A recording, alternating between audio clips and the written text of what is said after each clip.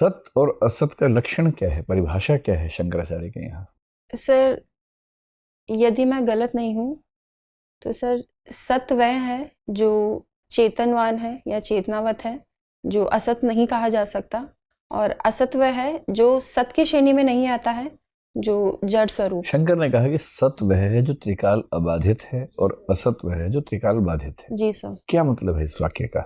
Sir, सत की परिभाषा त्रिकालाबाधित, जो भूत, भविष्य और वर्तमान तीनों में एक जैसा हो, जिसका किसी भी प्रमाण से बाध नहीं किया जा सकता। ठीक है, बहुत बढ़िया। जी सर। और शंकर के यहाँ जो एक शब्द है मिथ्या, उसको लेके बड़ा समाज में कंफ्यूजन जी सर। रहता है। आप बताएं कि मिथ्या का क्या मतलब है शंकर के यहाँ, और क्या सच में जगत मिथ्या है? सर, मुझे लगता है कि उन्होंने जगत को मिथ्या उस अर्थ में कहा होगा कि एक मनुष्य जगत की जो भौतिकवादी व्यवस्था है, या जो अपनी इच्छाओं पे वो नियंत्रण नहीं कर पाता है, अपनी वासनाओं के अनुरूप व्यवहार करता है, तो उन्होंने उस अर्थ में कहा कि आप परम तत्व कुछ और है, परम सत्य का आप अनुभव कीजिए, परम सत्य जो है अपनी चेतना के अनुसार काम कीजिए, बजाय भौतिकवादी वस्तु के पीछे। क्या मिथ्या और असत एक ही बात है? जब शंकर कहते हैं कि जगत मिथ्या है, तो क्या वो ये कहते हैं कि जगत असत्य है, या इन दोनों में कोई अंतर है? जी सर। मैं आपसे इसलिए पूछ रहा हूँ क्योंकि आप पीएचडी कर रही हैं अद्वैत वेदांत पर। सर, जगत को मिथ्या कहना अलग बात है और जगत को असत कहना अलग बात बहुत है। बढ़िया, समझा के बताइए कैसे। सर, मैं कुछ समय लेना हाँ, चाहूंगी। समय लीजिए, आराम से सोचिए।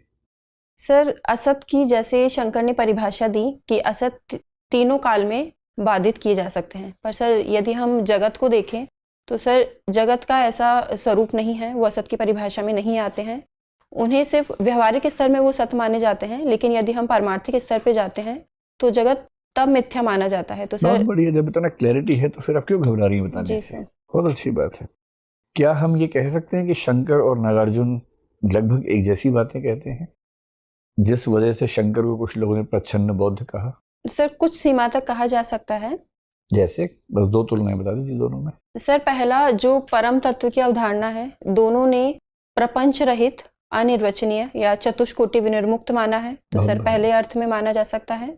और सर दूसरा, जो सत्ता के स्तर माने गए हैं, सर उस स्तर पे एक ये समानता देखी जा सकती है। ठीक है, बहुत बढ़िया।